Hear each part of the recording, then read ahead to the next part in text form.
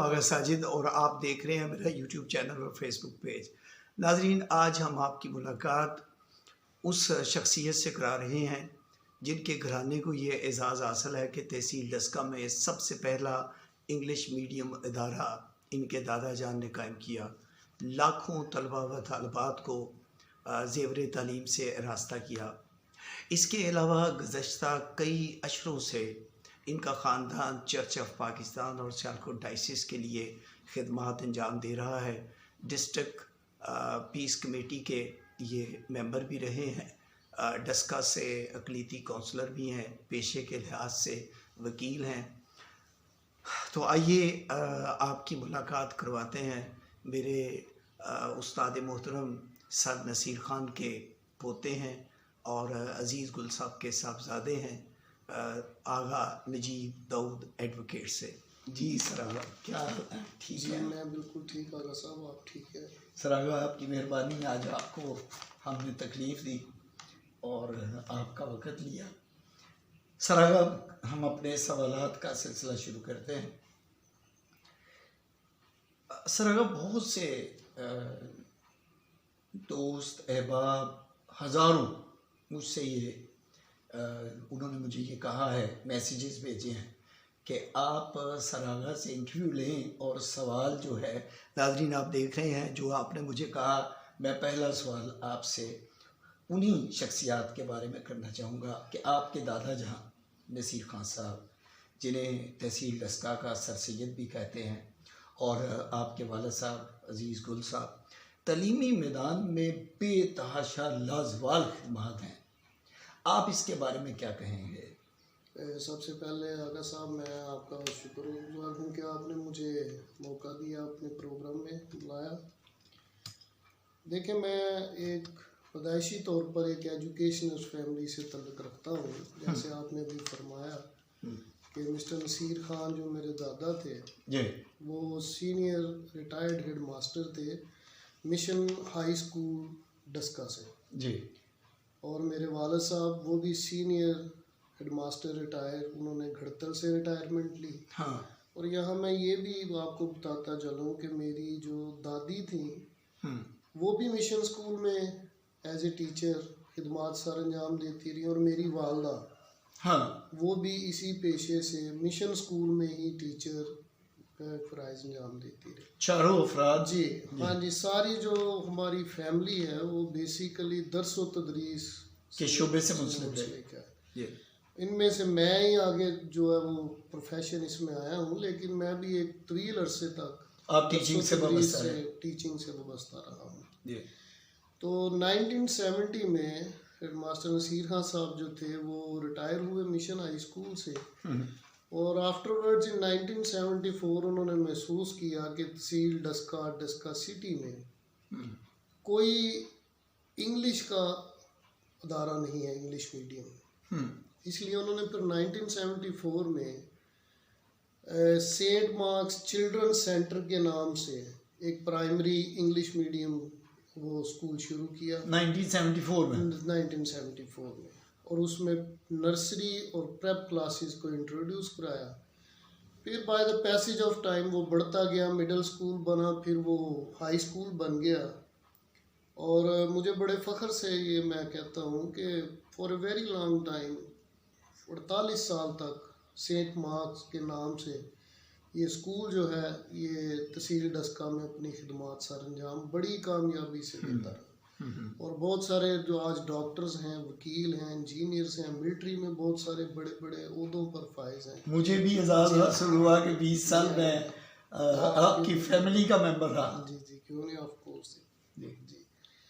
तो ये बड़ा अल्लाह का एहसान है कि जी जो हमारे डस्का के लोग हैं वो मिस्टर नसीर ख़ान से लेकर आज तक हमारे साथ प्यार करते हैं, और उनके इत्माद के हम लोग हैं। उन्होंने अपनी फैमिलियों के जनरेशन में बच्चे हमारे सुपुर्द किए और हमने उनके साथ अच्छा इंसाफ। अच्छा सर आगा, मैं एक चीज़ देखता हूँ कि आपकी जो फैमिली है वो मेरा ख्याल है कि कम से कम 100 साल से ज़्यादा अरसा से डस्का में मुकीम हो। जी बिल्कुल ऐसे। और आपका मुस्लिम फैमिलीज़ के साथ, आपके दादा का, आपके वालिद साहब का, आपका एक बड़ा मजबूत एक बॉन्ड है, बड़ा मजबूत रिलेशनशिप है, आखिर इसकी वजह क्या है?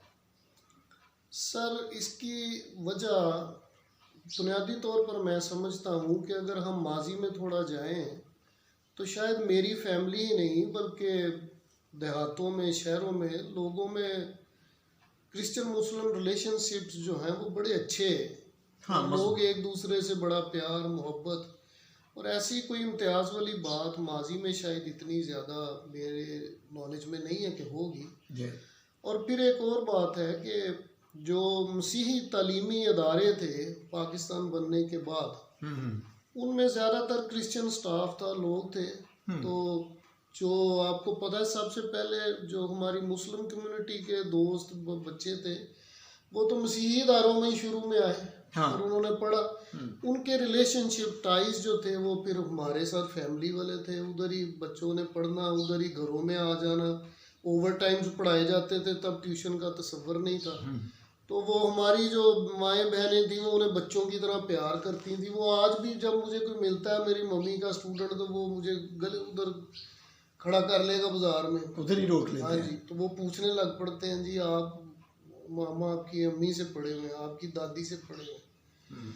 तो ये एक जो दर्स व तदरीस का ये अमल था ना, ये भी एक रीज़न थी। कुछ लोगों में मोहब्बत बड़ी थी माजी में, ये बातें नहीं थी, खलूस बड़ा था, उनका इखलास, उनका लोगों से प्यार, मोहब्बत। तो मैं तो यही समझता हूँ कि कुछ वैसे भी मेरे नज़दीक जो क्रिश्चियनिटी और इस्लाम है, ये किसी थियोलॉजियन ने भी कहा है कि दे आर ट्विन सिस्टर्स। तो इनकी इकदार मुश्तरक हैं नबियों पैगंबरों पर, और यही मज़हब है जिन्होंने सबसे पहले जो कॉन्सेप्ट ऑफ थियो था, खुदा का नज़रिया पेश किया कि एक अल्लाह है। हाँ। और ये बुतों की पूजा, ये वो चीज़ें जो है इन्हें ख़त्म किया जाए। सो ये कॉमन जो इनके वो इकदार हैं, इसमें जब ये बहन भाई तस्वुर होना चाहिए, और तो कुछ भी नहीं है। हाँ। तो मैं तो इसी नज़रिए से इसे देखता आप ठीक कह रहे हैं। जैसे सारा कुरान पाक में 2.5 पारे सूरह मरियम जी, की, हाँ जी, बिल्कुल। हज़रत मरियम की पाक दामनी की वो गवाही देते हैं।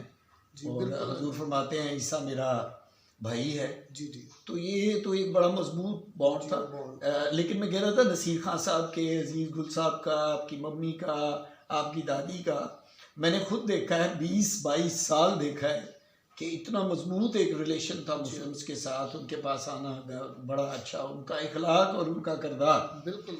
वो भी एक बड़ी अहम की वजह थी। अच्छा सर, अगर एक क्वेश्चन जो है ये मेरे ज़हन में आता है अक्सर कि तख्लीक़ पाकिस्तान हो या तमीर पाकिस्तान, तालीमी शोबा हो या मेडिकल का शोबा हो या दफा हो या कोई भी शोबा हो, जो मिनॉरिटीज़ हैं, जो ख़ास तौर पे जो क्रिश्चियंस हैं, इन्होंने बड़ा किरदार अदा किया है हर शोबे में। तालीमी शोबे में, मेडिकल के शोबे में तो इनकी लाजवाल खिदमात हैं। लेकिन मैं कभी कभी महसूस करता हूँ कि ऐसा है जैसे कि इनको वो इनका जो मकाम है, जो जायज़ मकाम है, वो नहीं मिल सका। आप इसके बारे में क्या कहेंगे?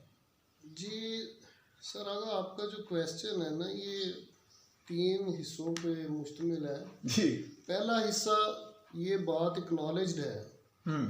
कि जो जब पाकिस्तान मूवमेंट चल रही थी, तो जो क्रिश्चियन लीडरशिप थी, जिनमें दीवान बहादुर साहब थे, SP सिंघा साहब, हाँ जी, उनको बिल्कुल, मास्टर ज़हूर लाई अपना मेरे ज़हन से उनका नाम निकल गया, वो हेड मास्टर थे।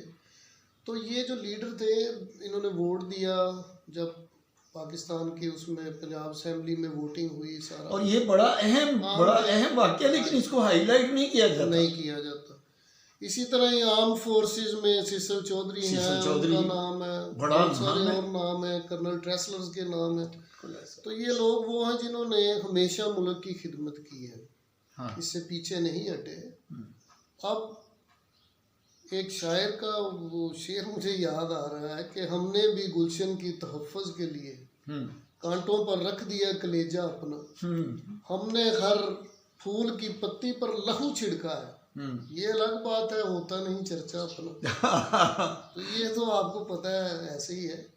लेकिन जहाँ तक खिदमात का तल्लुक है, ये जब पाकिस्तान मूवमेंट चल रही थी तो पाकिस्तान बनाएंगे, सीने पर गोली खाएंगे, कायदे आज़म साहब के साथ मिलकर और मुस्लिम सारी बरादरी के साथ इक्वली जो है वो किया है।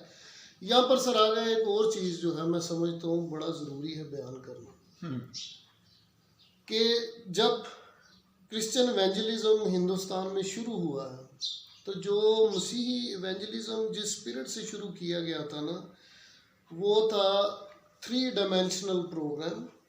उसमें था preaching through healing and teaching. तो जब preaching through healing and teaching था तो फिर लाजमी बात थी कि उसी नज़रिए के तहत स्कूल और कॉलेजेस को पहले उन्होंने बनाया, जो मिशनरीज आए, ताकि लोगों को पढ़ाया जाए, टीच किया जाए, उन्हें इस काबिल बनाया जाए कि वो किसी बात को समझ सकें। फिर उनको फौरी तौर के ऊपर मेडिकल लाइन में फैसिलिटी प्रोवाइड की गई। तो ये जो मिशनरी वर्क था ना, ये बेसिकली 3 डायमेंशनल था। इसीलिए जब पाकिस्तान बनने से पहले भी और बाद में भी मसीहियों की मेडिकल लाइन में और एजुकेशन लाइन में अनगिनत नाकाबिले फरामोश खिदमात हैं। तो मैं समझता हूँ ये वजूहत हैं इसकी। अच्छा सर, अगर मैं ये देख रहा हूँ कि मेरा ख्याल है कि कम से कम 100 साल से आपकी जो फैमिली है वो चर्च ऑफ पाकिस्तान के लिए, सियालकोट डायसिस के लिए बड़ी खिदमत हैं। आपका एक बड़ा नाम है क्रिश्चियन कम्युनिटी में आपकी फैमिली का। सर अगर ये जो पाकिस्तानी क्रिश्चियंस हैं तो आप इनके मसाइल, बेसिक मसाइल क्या हैं? आप क्या समझते हैं कि इनके बुनियादी मसाइल क्या हैं? सर अगर इस बात को बयान करना इतना आसान नहीं है, ताहम जो मेरी नज़र में है, वैसे तो बहुत सारे होंगे, लेकिन मेरी नाकसी अक्ल के मुताबिक सबसे पहली बात जो है वो तो ये है कि लैक ऑफ एजुकेशन, या जिसे आप इलिटरेसी कहते हैं, ये बहुत है। तालीम का फिकदान है हमारे क्रिश्चियन कम्युनिटी में। अच्छा। फिर पॉवर्टी जो है इसमें वो बहुत बड़ा पार्ट प्ले करती है। लोगों के ज़राए आमदन नहीं है, लोग कम्युनिटी इतनी वेल ऑफ नहीं है। तो ये सारी चीज़ें जो हैं ये बेसिक्स हैं, और जब बेसिक ये हैं तो फिर इससे वो जो झैली मसाइल हैं वो बहुत सारे जन्म ले लेते हैं जब बेसिक मसाइल के साथ चलते हैं। तो बेसिक मैं समझता हूँ कि तालीम की कमी और पॉवर्टी जो है ये ज़्यादा गुर्बत है। ये बेसिक मसाइल जो है हमारे यहाँ। उसके अलावा फिर अगर आप सोशल उसको बात करेंगे, सोशल प्रॉब्लम्स के ऊपर, तो वो तो बेशुमार हैं, जिसमें डिस्क्रिमिनेशंस भी हैं, जिसमें वो उनका नौकरियों का नाम मिलना, कोटे दे देने लेकिन भर्ती ना करना कोटों में, तो ये मुलाजमतें ना मिलना। तो सर ये जो सारी चीज़ें बीच में ये जो तरीका इंतखाब है पार्लियामेंटेरियन का, जी आप इसे किस नज़र से देखते हैं? सर जो मौजूदा पार्लियामेंटेरियंस का इन्होंने निज़ाम रखा हुआ, मैं तो इससे बड़ा डिसएग्री करता हूँ, क्योंकि ये जमहूरियत नहीं है कि आप एक सेगमेंट को कहें जी इनडायरेक्टली हम वो करेंगे, सिलेक्ट करेंगे और बाकी सारी पार्लियामेंट वोट लेके आए। ये तो जुल्म है हमारे क्रिश्चियंस के साथ। डायरेक्ट हमारा भी जैसे पहले इलेक्शन होता था, पंजाब का हल्का था, अवाम जिसको चाहे मुंतखब करके भेजें, वो डायरेक्ट वोट लें। एमपीए पूरा पंजाब फिरता था, एमएनए पूरा पाकिस्तान से जाके क्रिश्चियन कम्युनिटी से वोट मांगता था। देखें सर बात ये है, जिन नुमाइंदों ने हमारी नुमाइंदगी करनी है, अगर वो चल के वोटर के पास नहीं आएगा, उसे उसके मसाइल का पता कैसे चलेगा? सर अगर यहाँ तो लोगों को पता ही नहीं होता कि हमारा एमपी एमएनए कौन है। सर आज भी जो बैठे हुए हैं हमारे एमपी एमएनए, उन्हें अगर हम लोकल सतह पे इंट्रोड्यूस ना कराएं बुलाकर, तो लोकल कम्युनिटी जैसे आपका जाम का यहाँ पर किसी को बुला लें, वो यहाँ से अपनी गाड़ी में गुजर जाए, उसे कोई पहचान नहीं सकता, पता ही कोई नहीं, आप उसका तारुफ न करवाएं। तो ये जुल्म है। मैं चाहता हूँ कि मेरी रिक्वेस्ट होगी बल्कि गवर्नमेंट से कि मेहरबानी करके हमें डायरेक्ट इलेक्शन की तरफ दें, हम अपने नुमाइंदों को वोट देकर मुंतखब करें। और एक और रिक्वेस्ट करेंगे कि आप हल्का बंदी हमारी ज़रा छोटी कर दें, पंजाब की और एमएनए की, जो पूरा कौमी असम्बली का पूरा पाकिस्तान है, उसमें ज़रा हल्का बंदी का जो काम है उसे बेहतर कर दें। लेकिन मेहरबानी करके हमारा डायरेक्ट इलेक्शन होना चाहिए, डायरेक्ट इलेक्शन बिल्कुल। होना चाहिए। क्योंकि हमारे जो अब नुमाइंदे बैठे हुए हैं ना, इनका तो कोई इंटरेक्शन आवाम के साथ नहीं, ना आवाम इन्हें जानते हैं ना ये आवाम को जानते हैं। ये तो अंडरस्टूड है, इसमें तो कोई दूसरी राय और नहीं। दूसरा, ये सिलेक्टेड है, ये अपनी तो कोई बात कर ही नहीं सकते, ये तो पार्टी झंडे की बात करेंगे या कुछ, इन्होंने तो दोबारा सिलेक्ट होना, आजाद सोच नहीं है, ये बिल्कुल नहीं कर सकते। क्योंकि पार्टी ने इनको हायर किया हुआ है। और ये डेमोक्रेसी के नॉर्म्स के अगेंस्ट है, ये नहीं बात कोई कि सारे पाकिस्तान से लोग वोट लेके आते हैं तो एक क्रिश्चियन कम्युनिटी या हिंदू कम्युनिटी या सिख कम्युनिटी के लोगों को 4 लोग बैठ के तो इनके नाम प्रपोज कर दें। सर और फिर जुल्म की बात सर आ गई है कि 4 इलेक्शन गुजर गए हैं, वही 4, 5, 10 बंदे हैं जिन्हें हाँ वही आ रहे हैं, बार बार वही चेन है, उन्हें नॉमिनेट करेंगे, उन्हें नॉमिनेट पार्टियां नहीं ला रही हैं, उसी को एमपी के ले आई, उसी को एमएनए ले आई, या उसकी मिसेज को ले आई, ये तो या उसको ले आई। I am thankful for to you कि you have provided me that opportunity कि मैं इस मौजू पर बात करूं। ये जुल्म हमारे पे ना करे, बड़ी दुनिया और भी है जो ख्वाहिशमंद हो। सर अगर मेरे सैकड़ों स्टूडेंट्स हैं क्रिश्चियन कम्युनिटी के, आप जानते हैं, उनको पता ही नहीं हमारा एमपी कौन है, जी वैसे ही है सर, उनके इल्म में ही नहीं है कौन है। मैं आपकी बात से मुतफिक हूं, तो ऐसे ये ज्यादती ये है, ज्यादती है सर, डायरेक्ट इलेक्शन होना चाहिए। अच्छा सर अगर एक और बहुत बड़ा इशू है जी जी जो हम अक्सर टीवी पे भी देखते हैं, गायब गायब खबरों में भी आता रहता है, और मैं भी खुद अपनी नज़रों से देखा है, बल्कि तवील अरसा से देख रहा हूँ। सर अगर ये वज़ीराबाद हो या जलालपुर जट्टा हो या हमारा डस्का हो या सियालकोट हो, पाकिस्तान में जो चर्चिज़ की प्रॉपर्टी है, आप तो लीगल एडवाइज़र भी हैं, आप तो रोज़ तरीक़े भुगत रहे हैं, अदालतों में जा रहे हैं, केस लड़ रहे हैं, थ्रेट्स हैं, आपको धमकियाँ मिल रही हैं, क्या कुछ नहीं हो रहा है, मैं ज़ाती तौर पे जानता हूँ। जी एग्जैक्टली ऐसे, ठीक है, अब मैं ज़ाती तौर पे जानता हूँ कि क्या क्या मसाइल हैं आपके लिए। जी तो सर अगर ये जो प्रॉपर्टी पे कब्जा हो रहा है, ये आखिर कौन लोग हैं जिसमें मुलव्वस हैं, और ये इंतज़ामिया क्यों बेबस हो जाती है? सर अगर ये बड़ा टची सा आपने क्वेश्चन किया है, और ये भी बात आपकी ठीक है कि चर्च ऑफ स्कॉटलैंड का लीगल एडवाइज़र होने के नाते से मैं बहुत सारी ये लिटिगेशन जो है इसको हैंडल कर रहा हूँ, फेस कर रहा हूँ, और थ्रेट्स भी हैं हर किस्म का इसके बीच में, वो जो है शामिल है, लाइफ जो है रिस्क है, लाइफ रिस्क। आपने पूछा कि कौन लोग हैं, बेसिकली तो लोग वही हैं जो लैंड ग्रैबर्स हैं, लैंड माफिया है, और आपको पता है हमारे मुल्क में तो हर जगह पर माफिया बने हुए हैं। तो ये जो ज़मीनों का माफिया है, कब्ज़ा ग्रुप है, बेसिकली तो ये वही लोग हैं जो इसमें इन्वॉल्व हैं। लेकिन मुझे बड़े अफसोस के साथ कहना पड़ता है कि इनके ऊपर तनकीद करने से पहले मैं कहूँगा कि हमारे अंदर वो ब्लैक शीप्स हैं जो इन्हें रास्ता दिखाती हैं, यानी क्रिश्चियन कम्युनिटी में। जैसे कहते हैं कि वो घर को आग लगी घर के चिराग से, अच्छा, या घर का बेदी लंका ढाए। बेसिकली क्रिश्चियन कम्युनिटी के लोग, कम्युनिटी में लोग शामिल हैं जो इन्हें रास्ता दिखाते हैं, इनको फैसिलिटेट करते हैं। तो ये मैं इस बात से बड़ा परेशान हूँ, और मैं इस बात को बड़े दुख के साथ बयान कर रहा हूँ कि we should not do like that. एक क्रिश्चियन को नहीं करना चाहिए, हाँ, कभी भी नहीं करना चाहिए। लेकिन लालच, और आपको पता है जब तक लालच जिंदा है, फ्रॉडिये जो हैं वो मार ही नहीं सकते। लालची लोग जिंदा हो तो फ्रॉड खत्म ही नहीं हो सकता।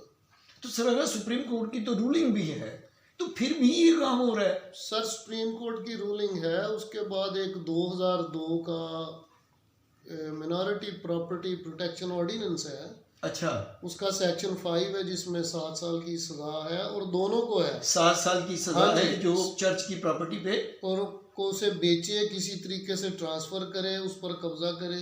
अच्छा, हाँ जी, उसके लिए बाकायदा लेजिस्लेशन हुई है 2002 में, जनरल मुशर्रफ साहब ने ये वो ऑर्डिनेंस पास किया था। लेकिन इम्प्लीमेंटेशन जो है वो कोई भी नहीं इसकी। मेरे साथ खुद 1-2 दफ़ा ऐसा हुआ कि मैंने एप्लीकेशंस फाइल की हैं, लेकिन कोर्ट्स ने भी ट्रीट नहीं किया, पुलिस भी उसके ऊपर नहीं करती, वो समझते हैं शायद ये ऐसे ही है।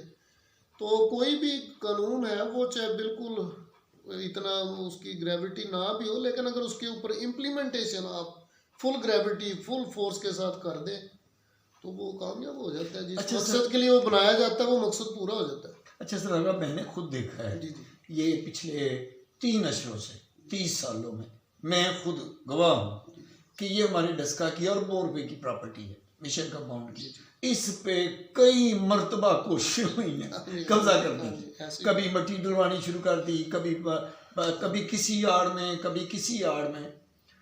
वो मैं देखता हूँ हर 2-3 साल के बाद कोई ना कोई नया ग्रुप, नई पार्टी। और मुझे भी कई लोगों ने, तो मैं आपको बताऊं क्या कि मीडिया पे बता रहा हूँ, कई लोगों ने मुझे भी कहा कि जी आपके उनके साथ बड़े अच्छे रिलेशन है, आप इसमें थोड़ा ताउन फरमाएं, चर्च की प्रॉपर्टी पे कब्जे में ताउन फरमाएं। मुझे भी ऑफर की गई। तो सर आगा ये सिलसिला कब रुकेगा? सर आपकी बात बड़ी होती है। जिस प्रॉपर्टी की आप डस्का की बात कर रहे हैं वो देखें कि हाउ रिडिकुलस इट इज़ कि उसकी अदालतों ने 3 दफ़ा डिग्री कर दी हुई है। 3-3 डिग्रियां हो गई हैं पार्टियों के, एक को करके दी, फिर दूसरे की एक्सपर्टी प्रॉपर्टी की डिग्री कर दी, एक ही प्रॉपर्टी की 3-3 4-4 लोगों ने डिग्रियां करा ली। फिर हमने उन्हें वो एक्सपर्टी डिग्रियां थी उन्हें सेटिसाइड कराया। फिर अपना अभी भी केसेस चल रहे हैं। आप पूछ रहे हैं अब ये ख़त्म कब होंगे? ये कैसे ख़त्म हो सकता है? ये तो एक अनलिमिटेड है। लालची बंदा मरना नहीं, फ्रॉडिये ख़त्म नहीं होने। अब जो कुछ ये करते हैं वो क्या है कि एक जाली पेपर बनाएंगे, डीड बना लेंगे, एग्रीमेंट टू सेल। जी पुराने दौर में किसी ने चर्च का मुख्तारनामा दे के तो हमें ये तो इतने पैसे ले लिए। भाई बात ये है कि आप इतने लोगों से पैसे पकड़ते रहते हैं, आपने कभी जाके रेवेन्यू रिकॉर्ड भी चेक किया है कि मालिक है कौन है? मालिक चर्च ऑफ स्कॉटलैंड है, लाहौर का बंदा है शफीक मसीह। वो अमेरिकन चर्च का एक पेपर अंग्रेजी में लिख के ले आता है, वो आगे डस्के के लोगों को दिखाता है, कहता है जी लाओ मुझे पैसे दे दो, मैं आपको रजिस्ट्री करा दूँ, आप कोर्ट में केस कर लो। एक गाड़ी सर छोटी सी खरीदनी हो तो बंदा उसके पेपर चेक करता है, हर चीज़। इधर मैं हैरान हूँ, ये लोगों की मत भरी हुई है कि एक पेपर पर्ची रसीद, वो एक अंग्रेजी का 2 लाइनें लिखी होती हैं, उसे देख के तो करोड़ों रुपए पकड़ा देते हैं और वो कोर्ट में केस कर लिया, ये हो गया। And we are facing this sort of problems काफ़ी ज़्यादा है, बहुत ज़्यादा। लेकिन मेरा उन्हें पैगाम है सबको जो एवी लोगों को पैसे बांट रहे हैं कि यार अपने पैसे ज़ाया मत करो और खुदा का खौफ करना चाहिए कि चर्च प्रॉपर्टीज़ के ऊपर इस तरह की गंदी नज़रें रखना और उसको ग्रैब करने की कोशिश करना ये मुनासिब नहीं है। गो हमारे लोग बीच में शामिल हैं, मैं उन्हें भी कहता हूँ कि बाज आ जाए, ये अच्छा नहीं है। ये खुदा के घर की बात है, कुछ गैरत होनी चाहिए किसी बात। लेकिन ऐसा रहा ये जो लोग कर लेते हैं पैसे वैसे दे के सारा कुछ, लेकिन अल्टीमेटली उनको ये जगह खाली करनी पड़ेगी। सर आज तक तो हम कामयाब हैं कि हमने हर जगह से इनसे विकेट भी करा लिया अगर कोई कब्जा हुआ है। अच्छा, और अगर इन्होंने डिग्रियां करा ली हैं तो अदालतों की मेहरबानी है, उन्होंने हमारी बात को सुना है और उन डिग्रीज को सेटिसाइड भी किया है। तो अभी तक तो ये सिलसिला चल रहा है, लेकिन फ्यूचर में क्या होगा, फ्यूचर की प्रिडिक्शन करना मुश्किल होता है ना। अच्छा सर, अगर मेरे ज़हन में आ रहा था कि जैसे आपने कहा कि मसीहों के बहुत से मसाइल है, पुअर्टी भी है और फिर तालीम की कमी भी है, फिर ये नजायज़ कब्ज़े भी हैं और भी बहुत सारे मुआशी और दूसरे मुआशरती मसाइल भी हैं। तो क्या सर अगर ऐसा नहीं कि हुकूमत को चाहिए कि वो मसीही नुमाइंदों को भी बुलाएं और तमाम सियासी जमातों को भी बुलाएं और एक पूरा कौमी कन्वेंशन रखें और इसमें इनके मसाइल को सुने और इसका मुकम्मल तौर पे कोई जामिया कोई पॉलिसी बनाई जाए? मैं समझता हूँ आपकी ये तजवीज़ जो है ये बड़ी अच्छी है, अगर इस पर अमल कोई करे तो मैं आपकी इस तजवीज़ के साथ 200% मुतफिक हूँ, ऐसा होना चाहिए। लेकिन इसी में मैं थोड़ी सी एक और बात करना चाहूँगा कि जो मौजूदा है सेटअप, थोड़ा सा उसे भी तो हिलाएं ना। साल के तौर के ऊपर जिन नुमाइंदों को उधर बिठाया हुआ है असेंबलियों में, उनके ज़िम्मे भी तो कोई काम लगाएं।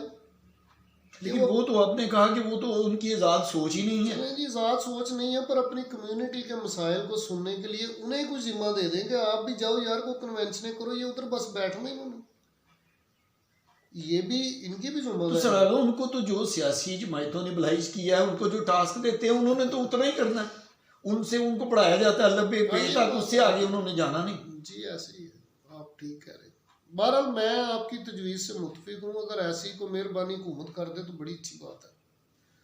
इससे काफ़ी हद हाँ तक जी, इससे कम अज़ कम जो गवर्नमेंट ऑफिशियल्स हैं उन तक लोगों के मसाइल, कुछ लोगों की बातें वो सुनेंगे, कुछ कन्वेंशंस में डायलॉग्स होंगे तो, और उसमें थोड़ी आज़ादी दी जानी चाहिए बोलने की कि भाई आप आज़ादी से बोलें, आपके ऊपर को हर्फ नहीं आ जाएगा, अब हमारी बेशक खिलाफ बोलने पर बोलने सही।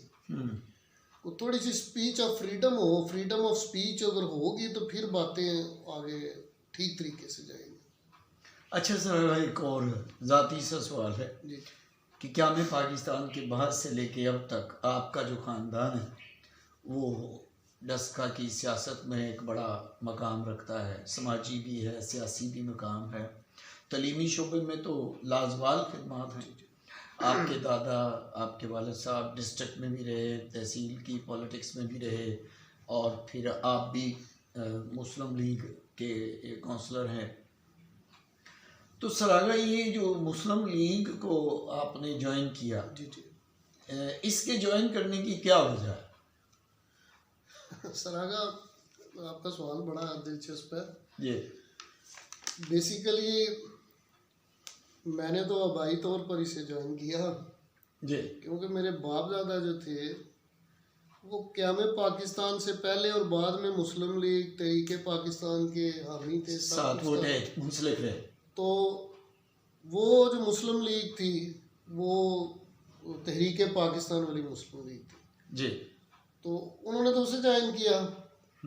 उसके बाद जो मुस्लिम लीग है वो काफ़ी सारे हरूफ तहजी में बट गई, ग्रुप्स में तकसीम हाँ हो जी, गई, उसके साथ काफ़ी सारे हरूफ काफ तहजी, हाँ लोग जी। पता नहीं क्या क्या तो बन मेरी वाबस्तगी जो है वो नून के साथ रही, जी। और उसकी वजह मैं बड़ा बोल्डली बताना चाहता हूँ कि नज़रियाती तौर पर मैंने अपने तालिब इल्मी के ज़माने से लेकर लॉ का स्टूडेंट होने से, फिर पॉलिटिकल कैरियर में अपने दादा से लेकर वाला साहब से जो सीखा, और जो मैंने ऑब्ज़र्व किया वो ये है कि जब भी नून लीग की गवर्नमेंट आई है, बहुत ज़्यादा तो नहीं मुझे अंदर की बातों के पता, लेकिन मैं जो देखा मैंने, मेरी ऑब्जर्वेशन है कि बिजनेस फ्लरिश किया, इंडस्ट्री फ्लरिश हुई, जो मुल्क का वो थी मुआशी कंडीशन उसको मैंने बढ़ते देखा अपनी आंखों से, ऊपर गई है, उसकी ग्रोथ हुई है। हाँ जी, ग्रोथ हुई है, गरीब आदमी तक रोज़गार आया है, गरीब आदमी तक एम्प्लॉयमेंट आई है, सेल्फ एम्प्लॉयमेंट लोगों को बड़ी मिली, चाहे वो रिक्शे की सूरत में,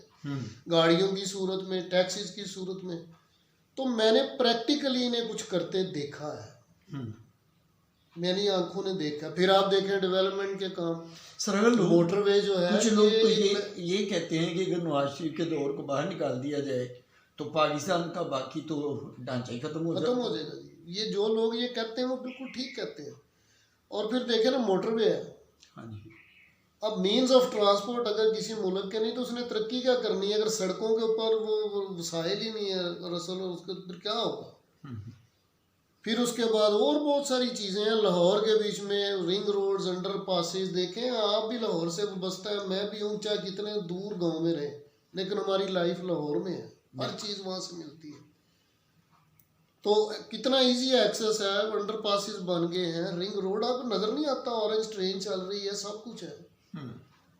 ठीक है, जब कोई इंसान मैन एट हेल्म होता है तो उसने को फैसले करने, ज़रूरी नहीं सारे फैसले अच्छे ही हों, बाज़ दफ़ा बड़ी नेक नीति से किए हुए घर के फैसले तो उनका रिजल्ट गलत निकल आता है, तो बंदा पीछे ही पड़ जाएगा, लो जी ये क्या हो गया जी, ये हो गया। भाई आप 10 ठीक कामों को छोड़कर एक अगर फ्लॉप हो गया, एक वो फैसला ठीक नहीं हुआ, तो 10 जो हो गए उनका तो नाम नहीं।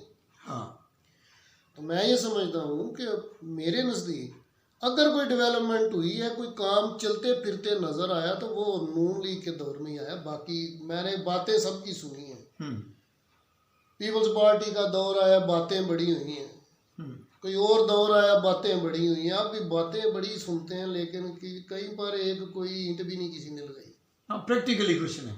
तो देखें, हमें को हम हमारे बंदे को इतना लंबा चौड़ा हमारा नॉलेज नहीं है कि भाई क्या हो रहा है ज़रिए मुबादले को, तो ये तो हमें तो ये पता है कि गरीब को रोटी मिलनी चाहिए, रोजगार मिल रहा है, आपकी फैसिलिटेशन होनी चाहिए, आपकी सड़कें ठीक हों, आप कहीं आना जाना है मामला ठीक हो। तो वो जो बेसिक स्ट्रक्चर है पाकिस्तान का, उसे बना, उसको इंफ्रास्ट्रक्चर में बहुत ज़्यादा नून लीग ने जो है ना वो काम किया है। अच्छा सर, अगर हमारी जो डस्का की हमारी MNA है शाह साहब की बेटी सईदा नशीन, ये बड़ा काम कर रही हैं डेवलपमेंट के, भाग दौड़ लगी हुई है। एक खातून होने की हैसियत से बड़ी मुश्किलात हैं इस सोसाइटी में, लेकिन वो बड़ी तगदो कर रही हैं।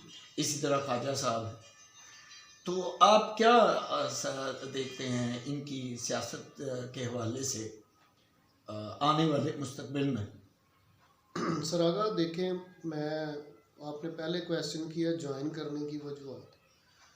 तो ज्वाइन करने की वजूहत में वेरी ऑब्वियसली ख्वाजा साहब जैसे लीडर जिनके तजर्बे और काबिलियत पर कोई शक नहीं है, वो वाकई एक लर्नेड आदमी है, बड़े अच्छे पॉलिटिशियन हैं, प्रैक्टिकली मैन, और अल्लाह ताला ने उन्हें बड़ा अच्छा ज़हन दिया हुआ है। वो उनकी पॉजिटिव थिंकिंग है। खुदा ने जब किसी को कुछ बख्शा हो तो उसे डिनाई नहीं करना चाहिए, हाँ, मानना चाहिए। हाँ, कुदरत का कानून ये है कि जो किसी का है, डिजर्व है, वो उसे देना चाहिए। तो ख्वाजा साहब तो मेरे नज़दीक जो है वो मुस्लिम लीग का एक सासा है, वो फ़ख्रे सियालकोट है, फ़ख्रे मुस्लिम पिलर है। इसमें कोई दूसरी राय नहीं है। उनके पाए का पॉलिटिशियन पाकिस्तान में कम है, उनके पाए के, और जो कमिटमेंट भी रही है उनकी पार्टी के साथ। हमारी MNA साहबा हैं, देखिए मैं तो इन्हें सल्यूट करता हूँ कि वाला साहब की डेथ के बाद, हाँ अच्छा सर, देखें जी, किसी बड़े बाप का बेटा या बेटी होना ये कोई इतनी बड़ी बात नहीं है। हाँ, मैं समझता हूँ कि ये बहुत बड़ी बात होती है कि किसी बहुत बड़े बाप का उतना बड़ा बेटा बनना या उतनी बड़ी बेटी बनना। बेसिक चीज़ ये है जी। हमने वो भी लोग देखे हैं कि माँ बाप बहुत बड़े नाम के आगे कुछ भी नहीं निकला। बिल्कुल ऐसा। तो उस चीज़ को मेंटेन करना एक और ज़ात होके बड़ा मुश्किल है। ये मैं समझता हूँ कि उन्होंने सारी चीज़ों के ऊपर हादी आकर अपना आप तस्लीम करवाया, और माशाल्लाह ने 75 का इलेक्शन जो है पूरी दुनिया ने देखा है। जी। क्या कोई कह सकता है कि एक औरत ने वो इलेक्शन लड़ा? वो तो पूरे बंदे का भाइये वाला काम है जो उन्होंने खड़े होकर कर छोड़ा।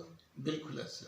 तो दूसरा मैं इस बात से भी हूँ कि वो हमारी जो MNA साहब हैं वो उनका क्रिश्चियन कम्युनिटी के साथ बड़ा रिलेशन है। बड़ा उनके वाला साहब का भी था, आगे उनकी बेटी का भी है, और हम बड़े खुश हैं कि ठीक है, क्रिश्चियन कम्युनिटी के साथ भी उनका मिलना जुलना अच्छा है, क्रिसमस केक वगैरह देना आना जाना सब कुछ।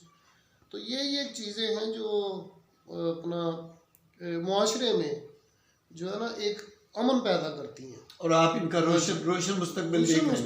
अल्लाह की मेहरबानी से ठीक है सारे मामला। बातें चाहे जितनी मर्जी हो, वक्त जो है फिर वो फैसले दे देता है। अच्छा सर, अगर मैंने कुछ लोगों के इंटरव्यूज़ किए, आपको पता है इंटरनेशनल चैनल से भी रहा हूँ, वहाँ भी कोई बहुत बेताशा सेलिब्रिटीज़ के, तो डस्का के मैंने कुछ मुस्लिम लीग के लोगों के इंटरव्यूज़ भी किए हैं। जी जी। तो कुछ लोगों को पार्टी से गिले शिकवे शिकायतें होती हैं, तो आपको कोई गिला शिकवा शिकायत है? देखिए मेरी बात सुने सरागा, अक्ले कुल अल्लाह की ज़ात है और कामल भी वही है। इंसान में तो गलतियाँ ही गलतियाँ हैं जी। पार्टी से मुझे कोई ऐसा सच गिला नहीं है कि उन्होंने कोई ऐसा काम कर छोड़ा जो नज़रिए के ख़िलाफ़ हो। अगर वोट को हक, वोट को इज्जत दो का नज़रिया तो आज तक चल रहे हैं। अगर इससे पीछे कोई उन्होंने ऐसा दिया है नज़रिया तो उस पर कायम। हाँ, पार्टी से एक मेरा गिला छोटा सा ज़रूर हमेशा होता है कि वर्कर के साथ प्यार करें, उनको ज़्यादा वक्त दें, या उनके लिए कोई टाइमिंग जो है वर्कर के साथ ही पार्टियां। आप देखें ना, जो पार्टियों ने इतना रूल किया है, जिसमें पीपल्स पार्टी का, आज भी पीपल पार्टी का इधर अगर डस्के में कोई भी नहीं है, एक दो बंदा है, लेकिन उन्हें कुछ हो जाए मसला तो कहाँ से लोग आ जाते हैं। बिल्कुल ऐसा। इसी तरह MQM है। बिल्कुल ऐसा। तो मेहरबानी करके मुस्लिम लीग, यानी हमें ये आवाज़ उठानी चाहिए कि कोई ऐसा दिन मखसूस मुस्लिम लीग को तो दुनिया प्यार ही बड़ा करती है। इन्हें भी जो बड़े लीडर्स हैं, इन्हें भी वर्कर के साथ प्यार करना चाहिए। अब कोई तसलसल से वर्कर कन्वेंशन होना चाहिए, या इनके लिए कोई दिन मखसूस किया जाना चाहिए? कोई ऐसा जिले लेवल के ऊपर एक यूनिट बना हो जो राब्ते में हो 24 घंटे। हाँ, जिले लेवल पे, तहसील लेवल पर, क्योंकि वर्कर तो रीढ़ की हड्डी, जिन्हें बड़े जो हमारे लीडर हैं वो महीने में 2 दफ़ा तहसील लेवल पर ज़िले लेवल पर आए, आके वर्कर्स की प्रॉब्लम सुने क्या है। और क़यादत को इसमें नाराजगी का इजहार नहीं करना चाहिए ये नाराजगी वाली बात नहीं है, ये एक सलाह है कि वर्कर्स की बात को सुनना चाहिए ताकि पार्टी मजबूत हो। हाँ जी। और एट फोन कॉल हो, मसलन अगर को मसला हो गया किसी वर्कर के साथ, तो जो बड़े लीडर्स हैं जिनको हमने करना है, हमारी उन तक रसाई क्योंकि हमारी सारी काविशें, सारी मेहनत उन्हीं के लिए है। हाँ जी, फाइनली यही होता है।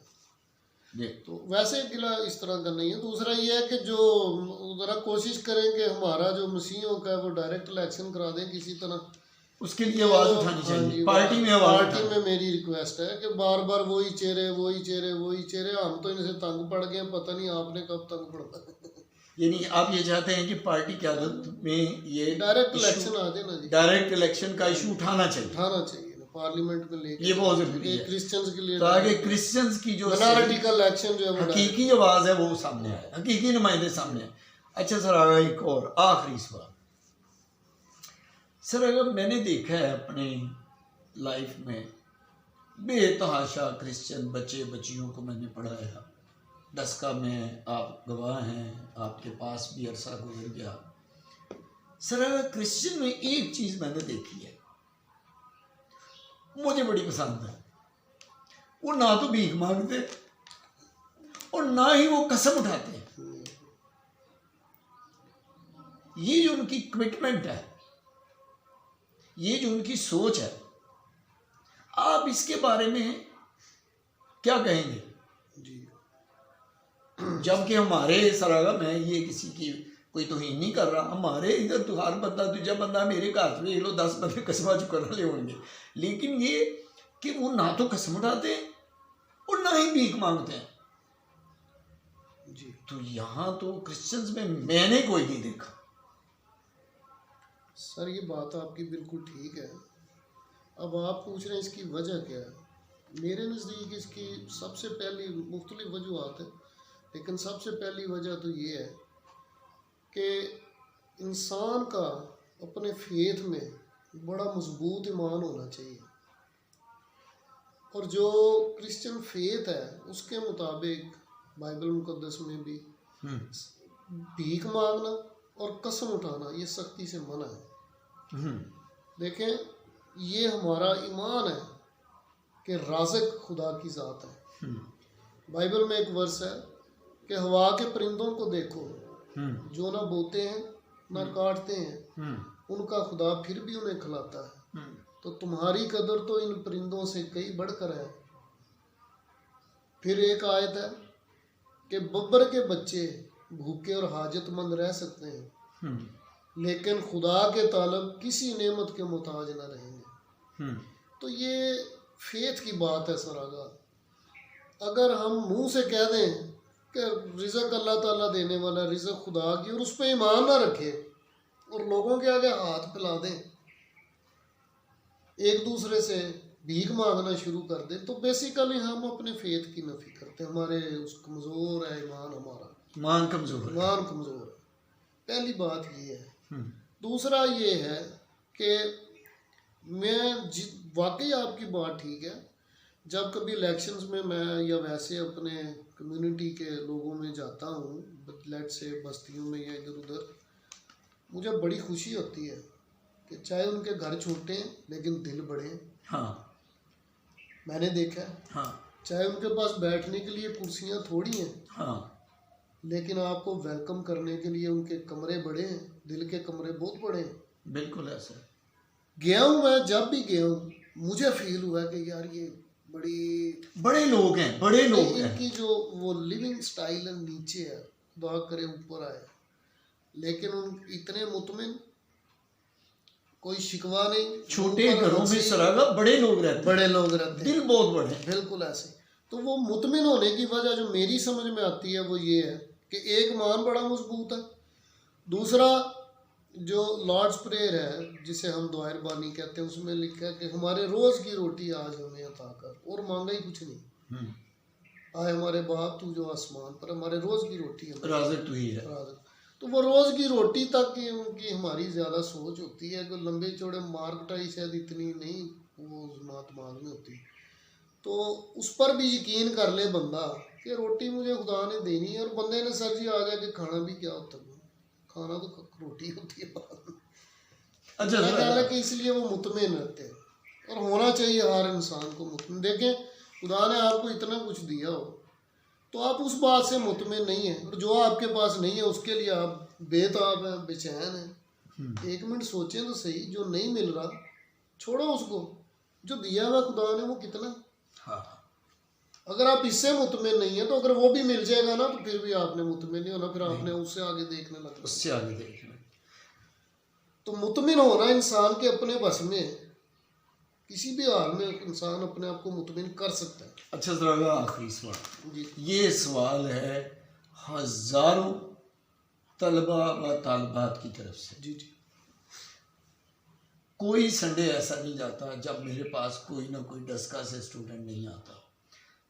हजारों तलबा व तालबात को आपसे एक गिला है, शिकवा है। जी जी वो ये कहते हैं कि हमारी सेंट मार्क्स स्कूल के साथ एक रूहानी, एक जज्बाती वाबस्तगी है, और सरागा जो है वो एजुकेशन से वकालत की तरफ चल पड़े। और क्या मुस्तकबिल में कोई ऐसा प्रोग्राम है कि हम उस सेंट मार्क्स स्कूल की जो शम्मा है उसको फिर जलाएं और उसी तरह अपनी रोशनी बखेरती रहे? सर आगा बड़ा अच्छा, उनकी ख्वाहिशों का मैं बड़ा एहतराम करता हूँ। मुझे भी पुराने स्टूडेंट्स मिलते हैं और वो ये सवाल करते हैं। सबसे पहली बात जो मैं उनके जवाब दे दूँ वो तो ये है कि सेंट मार्क्स को हमने ख़त्म नहीं किया, हाँ। डिसकंटिन्यू ज़रूर किया। उसकी रजिस्ट्रेशन, उसकी एफिलिएशन, हर चीज़ बोर्ड में, प्राइमरी सेक्शन पे, हाई सेक्शन पे इंटैक्ट है। कोई फीस हमने वापस विड्रॉ नहीं की, मौजूद है। हर चीज़ इंटैक्ट है। उसकी फाइलें, जो कुछ भी, वो सारे डॉक्यूमेंट्स हैं, वो बिल्कुल इंटैक्ट। बेसिकली बात जो है वो ये है कि इतना अरसा कामयाबी से उस अदारे को चलाया है, लेकिन मुझे इस बात से ज़रूर एक गिला है कि एजुकेशन जो है वो जब खिदमत नहीं ना रही, उसमें से खिदमत का आंसर निकल गया हुआ है, वो कमर्शियल हो चुकी है।